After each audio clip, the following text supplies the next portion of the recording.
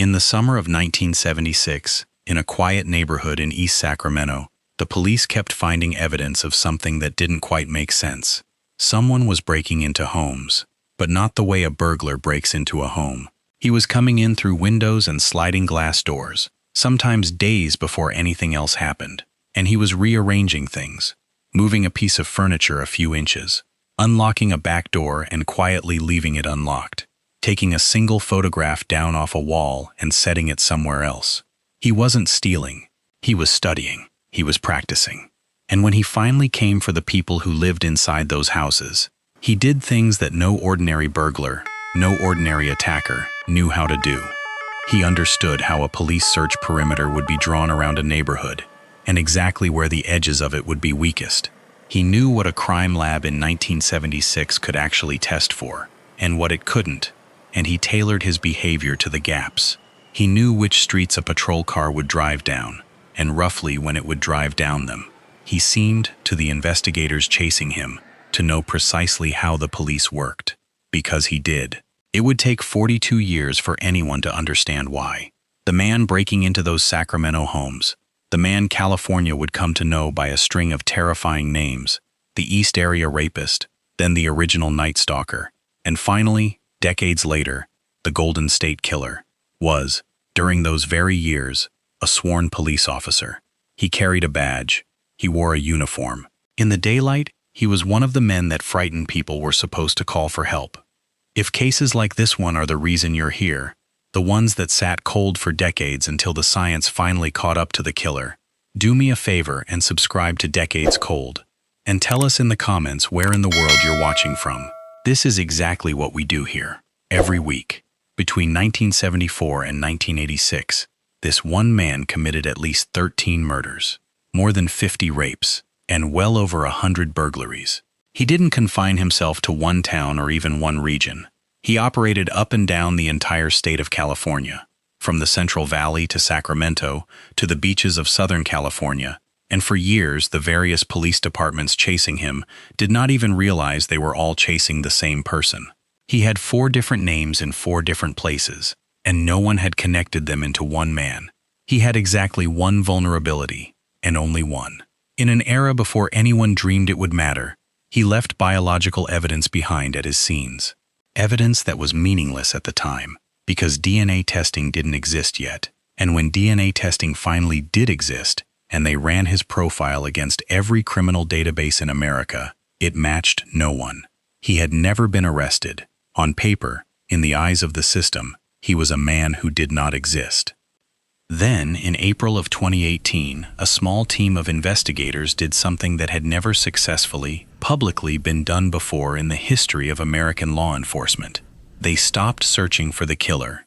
They started searching for his relatives. This is the story of the Golden State Killer. It's the story of the survivors who spent 40 years of their lives sleeping with the lights on. It's the story of the investigators who could not, would not, let the file close. And it is the story of the single case that rewrote forensic science itself. The first public arrest in history made not by finding a killer, but by climbing up a stranger's family tree. It did not begin with murder. It began with something that, at first, looked almost petty. The kind of thing that gets a paragraph in a small-town police blotter and nothing more. Visalia, California, is a farm town down in the Central Valley, surrounded by orchards and fields. And starting in 1974, homes in Visalia began being broken into by someone whose behavior made no sense to the officers who caught the cases. He would ransack a house, pull open every drawer, scatter belongings, and specifically handle and scatter women's underclothing.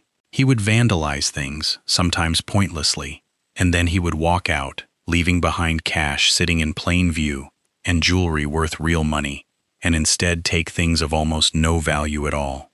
A piggy bank full of coins, a single earring, not the pair, a small personal trinket that could only have meant something to the family he took it from. To the police, it read as bizarre. To anyone who studies these crimes now, it reads as a signature. He wasn't there for money. The theft was never the point. He was there to intrude, to dominate a private space, to take small personal trophies from inside people's most intimate rooms. Investigators, needing something to call him in the file, named him the Visalia Ransacker. And over a span of time, they would connect him to more than 100 of these break-ins. 100 violated homes, escalating in intensity, building towards something worse. That something worse came on the night of September 11, 1975. The ransacker entered the home of a man named Claude Snelling, a journalism professor, a father, asleep in his house with his family. And the intruder was in the middle of abducting Snelling's teenage daughter, pulling her from her own bedroom, when her father woke up and understood what was happening, and came out into the dark to stop him. Claude Snelling was shot, and he died, in his own home, in front of his daughter, protecting her. The intruder fled. It was the ransacker's first known killing, a father murdered for the crime of standing between a predator and his child. And here is the detail that turns this whole story on its axis. At the moment he pulled that trigger, the man holding the gun had a badge in his pocket. From 1973 to 1976, the Visalia Ransacker was a sworn, employed police officer in Exeter, California, a small town roughly 10 miles from Visalia. He was, quite literally, policing the same valley he was terrorizing at night. And not long after, he would leave that job, take a new police position up north near Sacramento, and turn an entire county into his hunting ground. In the summer of 1976, the attacks began in the suburbs east of Sacramento, and they would define that region in fear for years. He came at night, almost always through a window or a pried-open door, into homes where families were asleep and had every reason to feel safe. Over roughly 3 years, he would attack at least 51 people in the Sacramento area alone. We are not going to detail what he did once he was inside those homes. The court records describe it, and those descriptions are genuinely unbearable, and there is nothing you or I gain by walking through them. What matters, the thing that must not be lost underneath the number 51, is that each of those numbers was a person. Ordinary people, in ordinary houses, on ordinary streets, who went to bed one night in their own homes and woke in the dark to find a masked stranger standing over them. Mothers, fathers, children who were in some of those houses, people whose sense that their own bedroom was a safe place was taken from them permanently, in a single night, and never fully came back. One of those people was a woman named Jane Carson Sandler, who was attacked in 1976 while she was at home with her young son. Decades later, she would sit in a courtroom and try to put into words what that experience actually was, and she described being frozen in a fear that went beyond anything language is built to hold. And that fear, the fear he manufactured in those bedrooms, did not stay contained inside the walls of the homes he entered. It spread across the entire region like a contagion. Sacramento County stopped sleeping.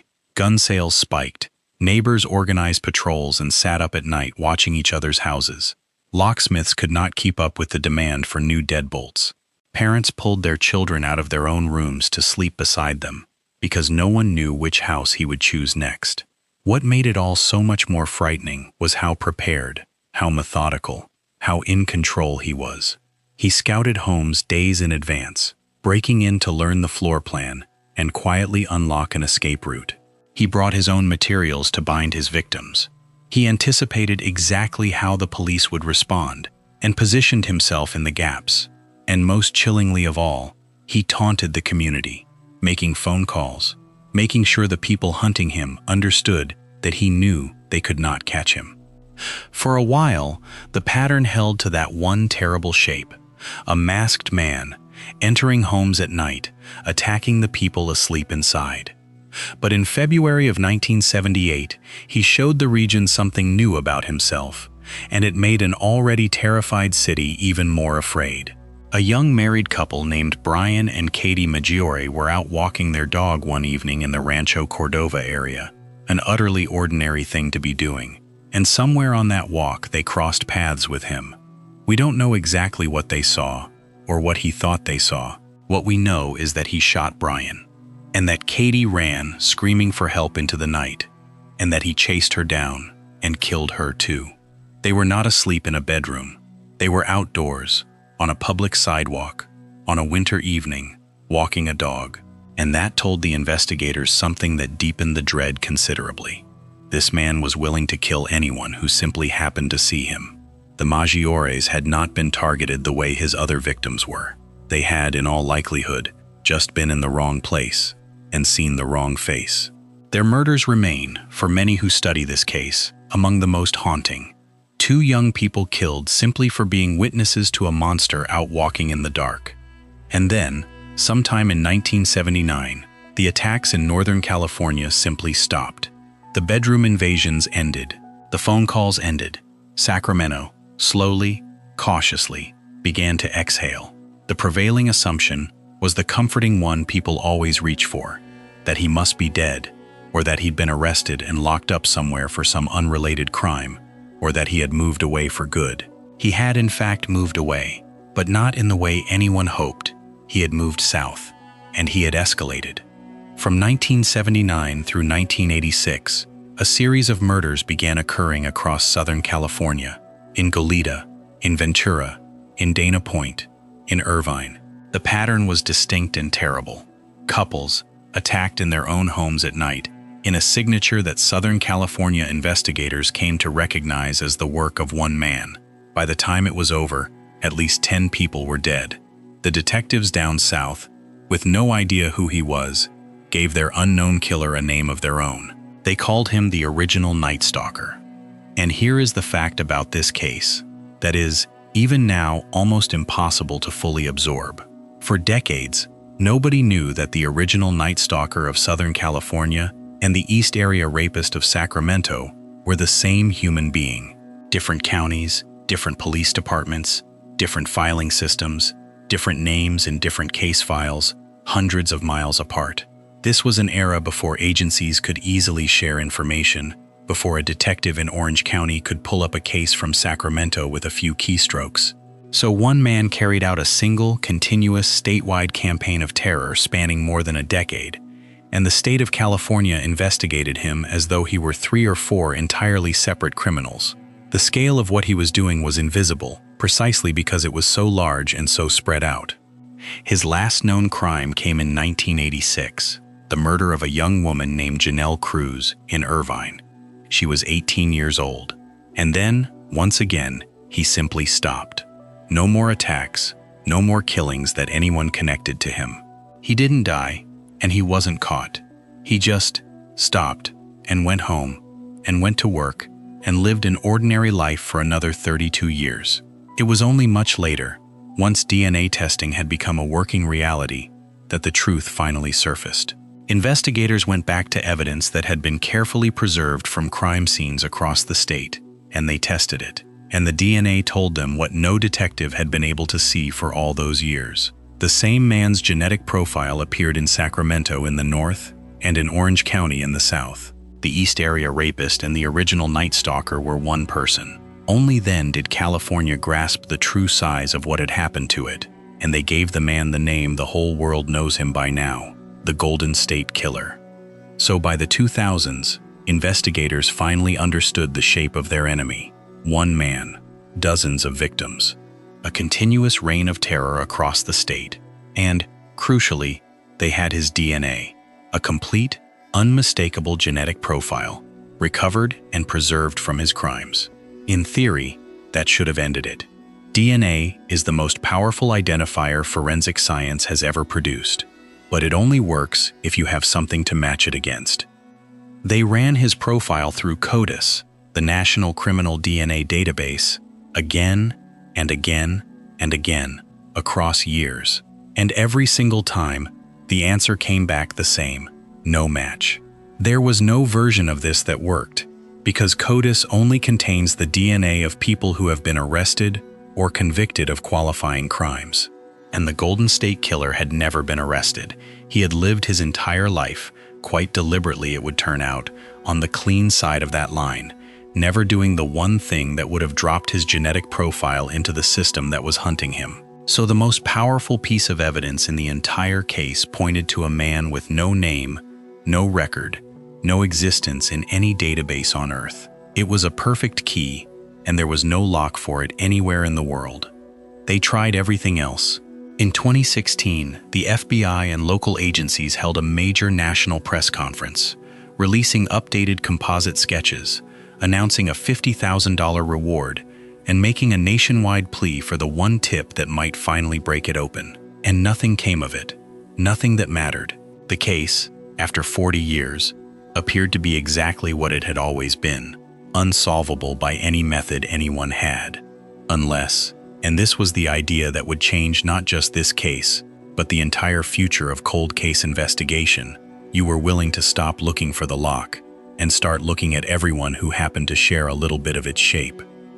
In December of 2017, a small team began to work the case in a way it had never been worked before.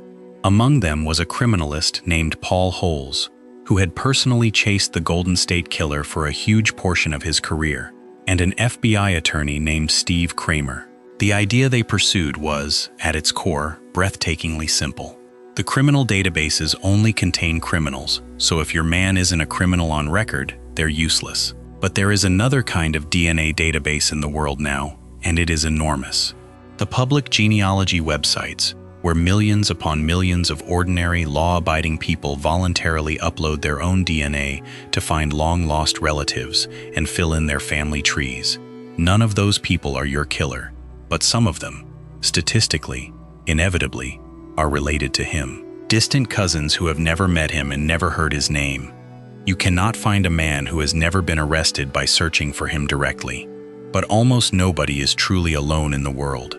Everybody has cousins, and that was the door. There was, however, a serious technical wall to climb first, and it's worth understanding because it's where the case could easily have died. Criminal databases like CODIS compare a relatively small number of specific genetic markers, around 20 short segments of DNA, chosen to tell one individual apart from another. The genealogy databases work on something completely different and far larger, hundreds of thousands of points spread across the entire genome, the kind that reveal ancestry and relatedness.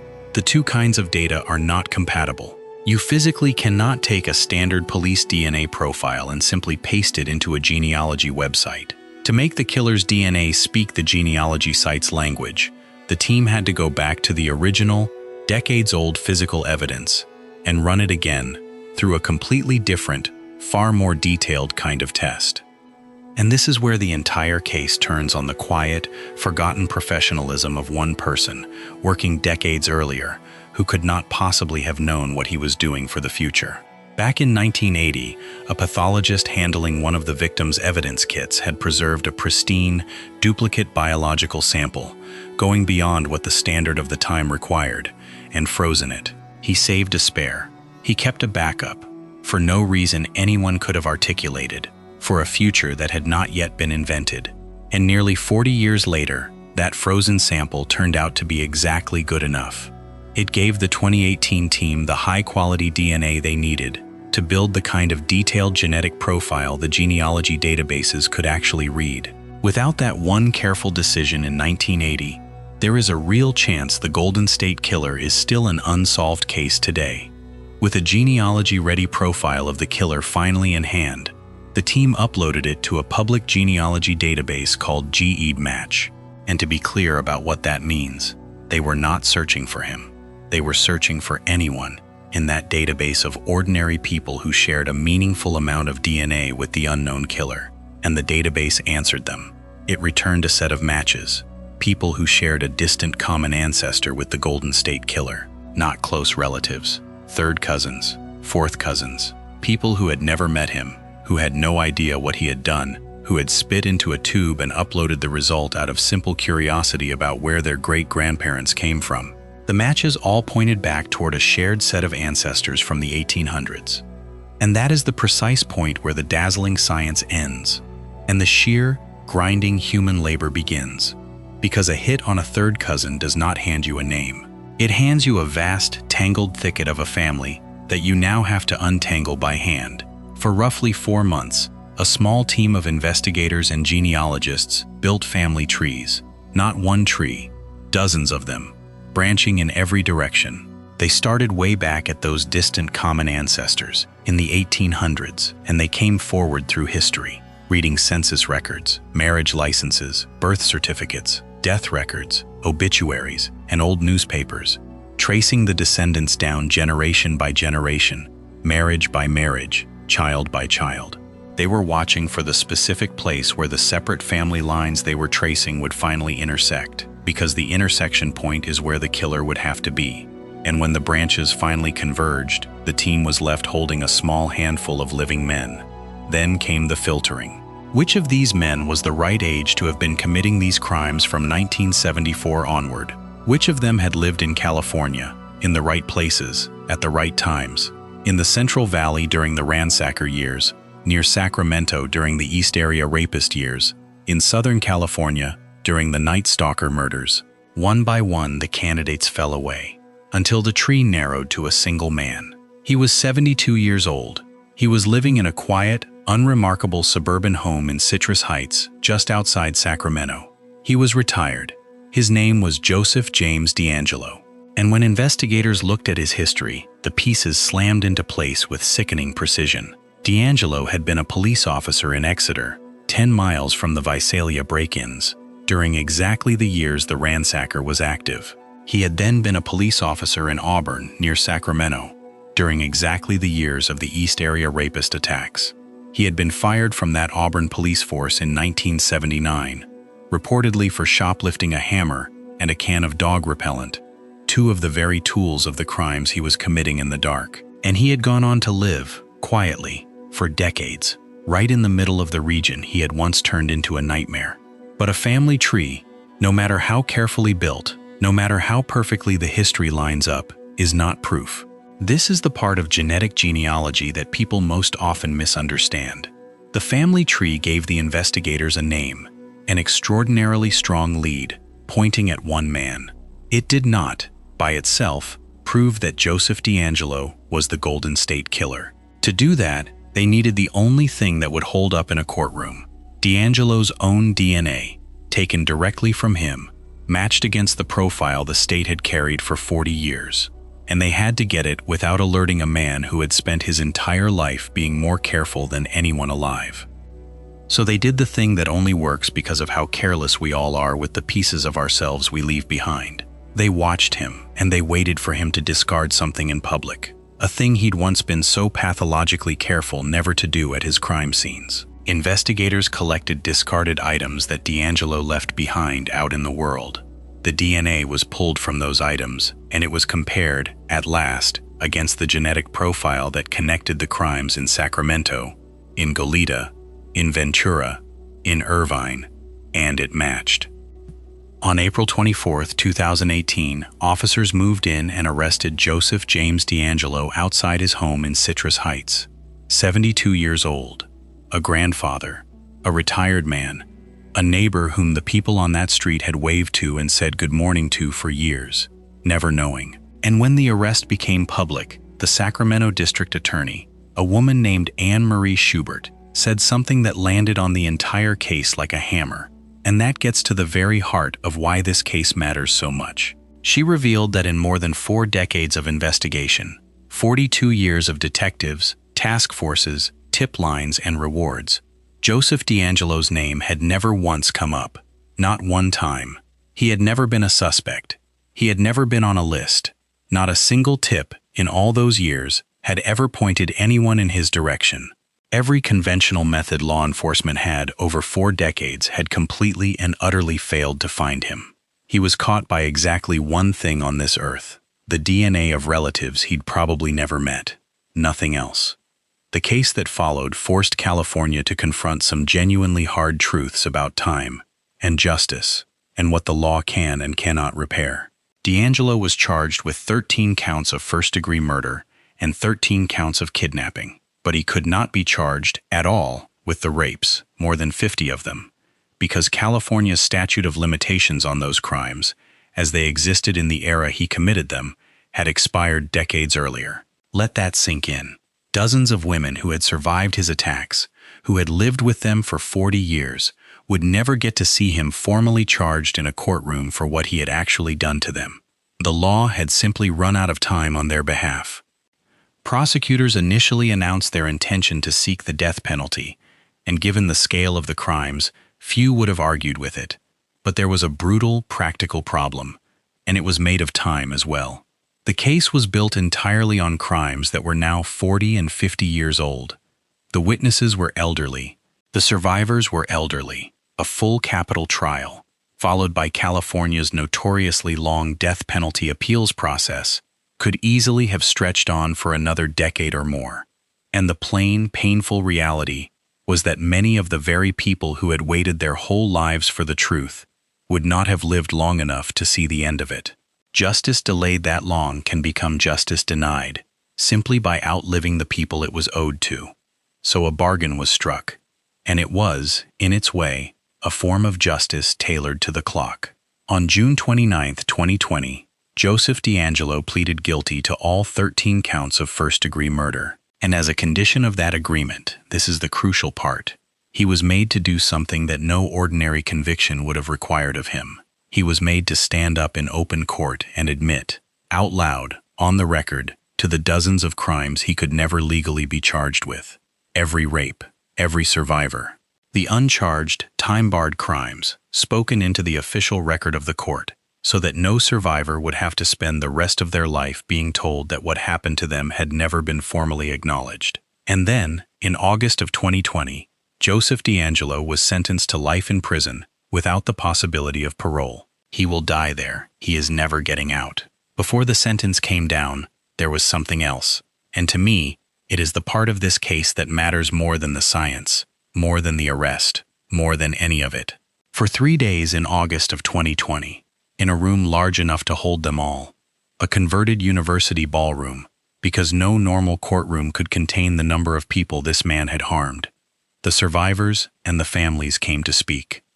They came in wave after wave. Women he had attacked in their own bedrooms decades earlier, now in their 60s and their 70s, standing up straight in front of him. The grown children of the people he had murdered, sons and daughters who were now, in some cases, older than their own parents had ever been allowed to become. And one after another, they stood before the shrunken old man sitting silent in a wheelchair, and they told him, to his face, exactly what he had cost them, and exactly how little he had actually won. They talked about the decades of sleeping with every light in the house burning, the compulsive checking of locks, the marriages that had quietly broken under the weight of what he'd done, the children who grew up with a mother who could never fully relax, who never entirely stopped listening for a sound at the window. They laid it all out in front of him, the full and terrible arithmetic of the damage. But the thing that came up again and again, the note that ran through nearly all of it, was not really about him at all. It was about them. It was the simple, defiant fact that they were still here. He had spent his life trying to take everything from these people, their safety, their peace, their sense that the world was a place they could trust. And here they were, decades later, standing on their own 2 feet in front of him, still breathing, still speaking, while he sat silent and diminished and finally, permanently caught. He had taken everything he could reach, and it had not been enough to erase a single one of them. Joseph DeAngelo believed for 42 years that he had beaten the science, and in a narrow, technical sense, for most of that time, he actually had. He was never arrested. He was never entered into any database. He never gave investigators a single usable tip in 4 decades. He had structured his entire life around one goal, remaining unfindable. And by every conventional measure, he had succeeded completely. What he could not have anticipated, what almost no one anticipated until it happened, was that findable would stop being about him at all. He could control his own record. He could not control his third cousins. He could not control the strangers, generations removed, who would one day, out of nothing more than idle curiosity about their heritage, spit into a little plastic tube, and who, without ever knowing his name or his crimes, would collectively draw the map that led investigators straight to his front door. And this is why this particular case is the keystone of everything we cover on this channel. This was the first public arrest in the history of the world made through forensic genetic genealogy. It was the proof of concept, the case that demonstrated to law enforcement everywhere that a killer who was completely invisible to every traditional method could still be found through the DNA of relatives he'd never met. And it did not stop with DeAngelo. It started something. In the years since that April morning in Citrus Heights, This exact same method has been used to identify more than 150 suspects in cases that had been considered permanently, hopelessly cold. Nearly every case we've told on this channel over the last 2 years, the little girl in Indiana, the young woman in Texas, the school teacher in Pennsylvania, all of them named 30 and 40 and 50 years too late, traces back, in one way or another, to what was proved possible in California in April of 2018. Joseph DeAngelo was, in a real sense, the last man who could hide. He was the end of an era in which a person could commit these crimes, keep his record clean, and count on being genetically invisible forever. And in the end, the thing that found him was not a brilliant detective, or a lucky witness, or a fatal mistake at a crime scene. It was his own family, going back 200 years, ordinary people who never did anything wrong, quietly, and without ever intending to, telling the truth about him. If this story stayed with you, tell us in the comments where you're watching from, and subscribe, because the next one is already waiting.